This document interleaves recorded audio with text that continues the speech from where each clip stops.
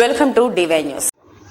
ప్రతి గ్రామంలో కొనుగోలు కేంద్రం ఏర్పాటు చేసి కొనుగోలు చేసిన ధాన్యానికి 500 రూపాయలు బోనస్ ఇవ్వాలని, ఎండుతున్న పంటలకు 25,000 నష్టపరిహారం ఇవ్వాలని డిమాండ్ చేస్తూ మెదక్ బీఆర్ఎస్ పార్టీ కార్యాలయం జిల్లా అధ్యక్షురాలు పద్మా దేవేందర్ రెడ్డి ఆధ్వర్యంలో నర్సాపూర్ ఎమ్మెల్యే సునీతారెడ్డితో కలిసి మీడియా సమావేశం నిర్వహించారు. పార్టీ అధ్యక్షులు మాజీ ముఖ్యమంత్రి చంద్రశేఖరరావు పిలుపు మేరకు బోనస్ విషయంలో జిల్లా కేంద్రం మెదక్ కలెక్టర్ రాహుల్ రాజ్ గారికి వినతి పత్రం ఇవ్వడం జరిగింది. ఈ సందర్భంగా నర్సాపూర్ ఎమ్మెల్యే సునీతారెడ్డి, జిల్లా అధ్యక్షురాలు పద్మా దేవేందర్ రెడ్డి మాట్లాడుతూ ఇది కాలం తెచ్చిన కరువు కాదని, కాంగ్రెస్ తెచ్చిన కరువు అన్నారు. కాంగ్రెస్ ఇచ్చిన హామీ ప్రకారం క్వింటాల్ ధాన్యంపై 500 బోనస్ ఇస్తే రైతులకు కొంత ఊరట లభిస్తుందని అన్నారు. కానీ ప్రభుత్వం యొక్క పనితీరు చూస్తుంటే ఈ సీజన్లో బోనస్ అమలు కష్టమే అన్న అభిప్రాయాలు వ్యక్తమవుతున్నాయన్నారు. కాంగ్రెస్ పార్టీ అధికారంలోకి వచ్చిన తర్వాత రైతులు దుర్భర పరిస్థితిలో ఉన్నారు అని ఆవేదన వ్యక్తం చేశారు. మాజీ ముఖ్యమంత్రి కేసీఆర్ సూర్యాపేట సమావేశంలో రైతుల గురించి ఆవేదన చెందారు అన్నారు. కాంగ్రెస్ పార్టీ పరిపాలన అవగాహన రాహిత్యం వల్ల రాష్ట్రంలో ఈ పరిస్థితి వచ్చిందన్నారు. మాజీ ముఖ్యమంత్రి కేసీఆర్ ఆధ్వర్యంలో సాగునీటి కోసం కాళేశ్వరంతో పాటు చిన్న చిన్న ప్రాజెక్టు కట్టడం ద్వారా భూగర్భ జలాలు పెంచడం జరిగింది అన్నారు. 420 హామీలు ఇచ్చి 6 గ్యారంటీలతో అధికారంలోకి వచ్చిన కాంగ్రెస్ పార్టీ వెంటనే రైతులకు 2 లక్షల రుణమాఫీ చేయాలని డిమాండ్ చేశారు. కేసీఆర్ పాలనలో రైతులు సంతోషంగా ఉన్నారన్నారు. రైతులకు బీఆర్ఎస్ పార్టీ అండగా ఉంటుందని అన్నారు. ఈ కార్యక్రమంలో Zilla Parishad chairperson Hemalatha Shekar Goud, vice chairperson M Lavanya Reddy, MPP forum అధ్యక్షులు హరికృష్ణ, మెదక్ పట్టణ పార్టీ అధ్యక్షులు M Gangadhar, municipal vice chairman Mallikarjun Goud, మాజీ మార్కెట్ కమిటీ గ్రంథాలయ చైర్మన్లు బట్టి జగపతి, చంద్రగౌడ్, మాజీ రైతు బంధు అధ్యక్షులు సోములు, పాపన్నపేట శంకరంపేట ఆర్ మండల పార్టీ అధ్యక్షులు విష్ణువర్ధన్ రెడ్డి, పట్లూరి రాజు, కొల్చారం, చిలిపిచెడు ఎంపీపీలు మంజుల కాశీనాథ్, వినోద్ దుర్గా రెడ్డి మరియు నాయకులు అశోక్, లింగారెడ్డి, బాగారెడ్డి, అంకం చంద్రకళ, రవి, ప్రతాప్ రెడ్డి, లక్ష్మణ్, కిరణ్ తదితరులు పాల్గొన్నారు.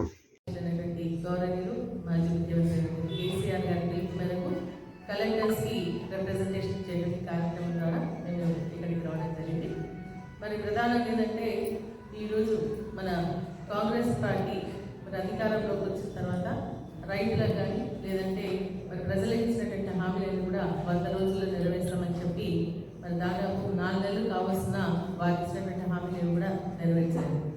గౌరవ ముఖ్యమంత్రిగా ఉన్నప్పుడే అప్పుడు కేసీఆర్ గారు రైతు పక్షపాతిగా అనేక రైతు సంక్షేమ కార్యక్రమాలు చేస్తూ రైతులకు పెద్దపీట వేయడం జరిగింది. ప్రధానంగా ఏంటంటే రైతుకు కావాల్సింది పెట్టుబడి సహాయం, ఎరువులు సకాలంలో అందించడం, తర్వాత మనకు కరెంటు సరిగా నాణ్యమైనటువంటి కరెంట్ ఇవ్వడం, సాగునీరు ఇవ్వడం, తర్వాత పండించినటువంటి పంట కొనుగోలు చేయడం మద్దతు ధర.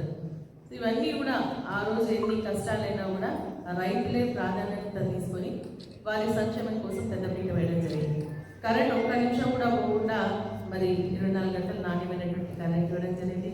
సాగునీరు కాళేశ్వరం ప్రాజెక్టు కట్టి చిన్న చిన్న ప్రాజెక్ట్స్ కట్టి రిజర్వాయర్స్ కట్టి రైతులకు సాగునీరు అందించడం జరిగింది. భూగర్భ జలాలు పెంచడానికి మిషన్ కాకతీయ ద్వారా చెరువులు పుట్టాలన్నీ కూడా బాగు చేసుకోవడం జరిగింది.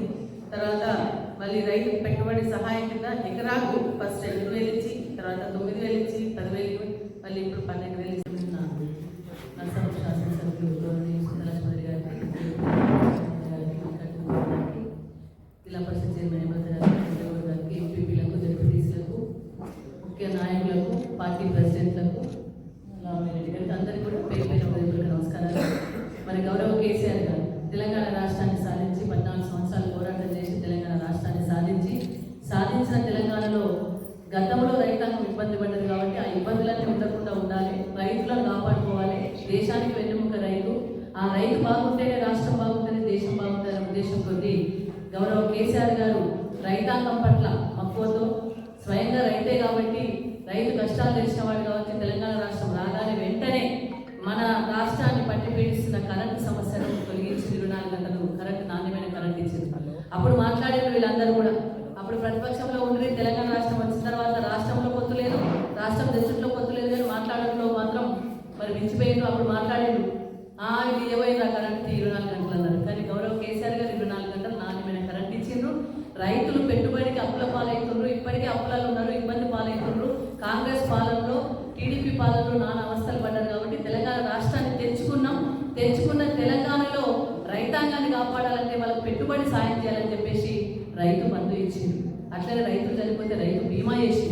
కూడా దేశంలోనే ఎవరు కూడా చేయలే అట్లాంటి ముఖ్యమంత్రి గతంలో మన గౌరవ కేసీఆర్ గారు చేయడం జరిగింది. అదేవిధంగా పంట ఉండడము, ఆ కొన్న పంట భూమికి భాగమైన పంట పండించే విధంగా సహాయ సహకారాలు అందించాడు, రైతుకు నీళ్ళు ఇచ్చాడు, మిషన్ కాంక్రీట్ ద్వారా చెరువు బాగు చేసుకున్నాం, కాళేశ్వరం ప్రాజెక్టు ఒక చెరువు నింపుకున్నాం, కాలువల ద్వారా నీళ్ళు ఇచ్చినాం, భూగర్భ జలాలను పెంపొందించినాం, పంటలు బాగా పండినాయి, పండిన పంటను కూడా ఉన్నది గౌరవ కేసీఆర్ గారు. మరి ఇలాంటి కార్యక్రమాలు చేసినాం. తెలంగాణ రాష్ట్రాన్ని తెచ్చుకున్న 10 సంవత్సరాల్లోనే అనేక కార్యక్రమాలు చేయడం జరిగింది. రైతాంగాన్ని కాపాడుకున్నాం, రైతును మరి ఒక ఆత్మస్థైర్యంతో బతికే విధంగా చేసింది బీఆర్ఎస్ పార్టీ. మరి కొంచెం మార్పు కోరుకున్నారా, లేకపోతే కాంగ్రెస్ పార్టీ ఇచ్చిన అబద్ధాల అసత్యాల ప్రచారాన్ని నమ్మిండ్రా, హామీలను నమ్మిండ్రా? ప్రజలు మరి కొంచెం ఇబ్బందికరమైన పరిస్థితులు వచ్చినప్పటికీ కూడా వెనకాడికి వేసేది లేదు. ఎందుకంటే ఓడలు మళ్ళైతే పల్లెడలైతే అది ఉన్నది సమస్యనే. అట్లాంటిది మరి ప్రజలు కోరుకున్నారు, మిమ్మల్ని కోరుకున్నారు ప్రజలు. ఎందుకు కోరుకున్నారు? మీరు ఇచ్చిన హామీలను నమ్మిండ్రు. మేము ఇప్పుడు ఏమంటున్నాం, గౌరవ కేసీఆర్ గారు మొన్న సూర్యాపేట జనగాం జిల్లాలో పర్యటించినప్పుడు ఏం చెప్పిండ్రు? రైతాంగాన్ని భరోసా ఇవ్వడానికి మన గౌరవ కేసీఆర్ గారు బయలుదేరింది.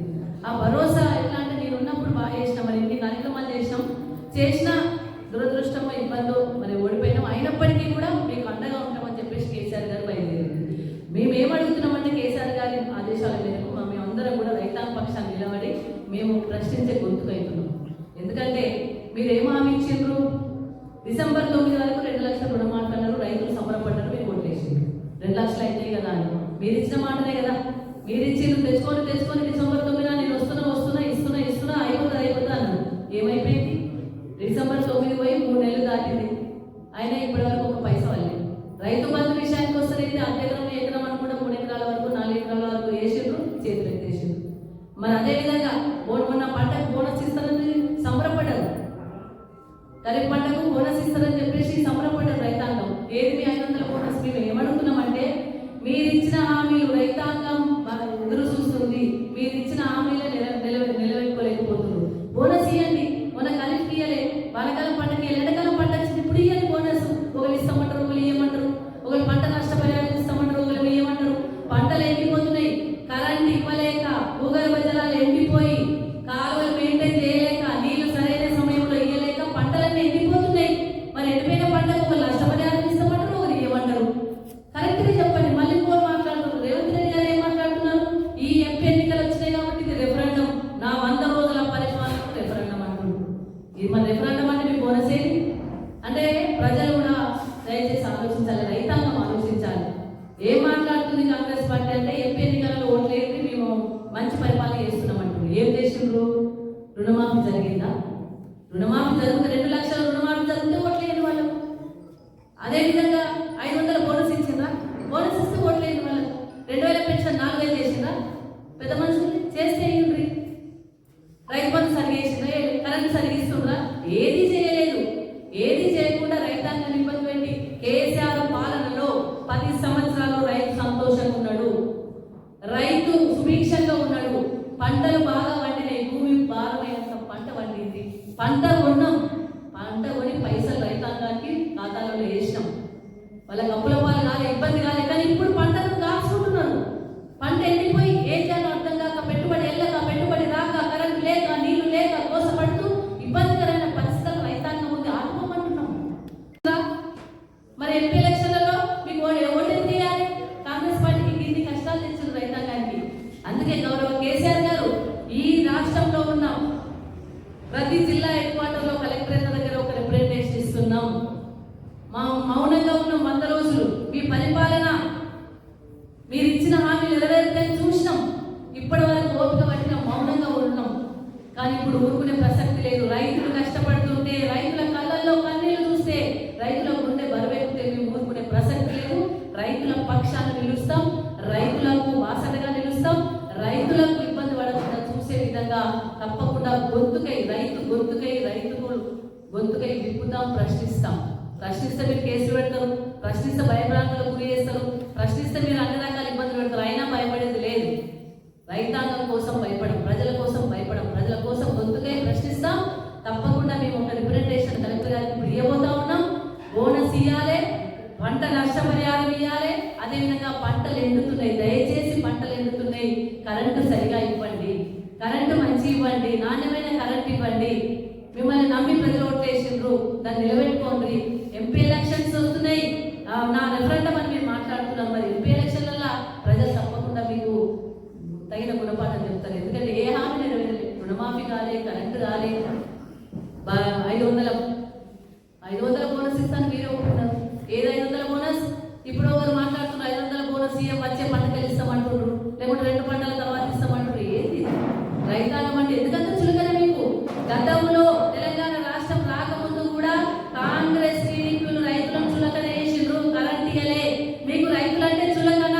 కానీ కేసీఆర్ గారు రైతులను తల మీద పెట్టుకొని వాళ్ళని సుభిక్షంగా ఉండాలి, రైతు వెన్నుముక రాష్ట్రానికి అని చెప్పి నమ్మి వాళ్ళని కాపాడుతున్నది కేసీఆర్ గారు. మీరు చులకన చేస్తున్నారు, ఏలన చేస్తున్నారు, వాళ్ళకి మాటించి తప్పుతున్నారు. తప్పకుండా రైతాంగం కన్నెర్ర చేస్తుంది. మీరు ఆ కన్నెర్రలో కాలి బూడిదైతున్నారు. ఈ సందర్భంగా తెలియజేస్తూ ఇప్పుడు గౌరవ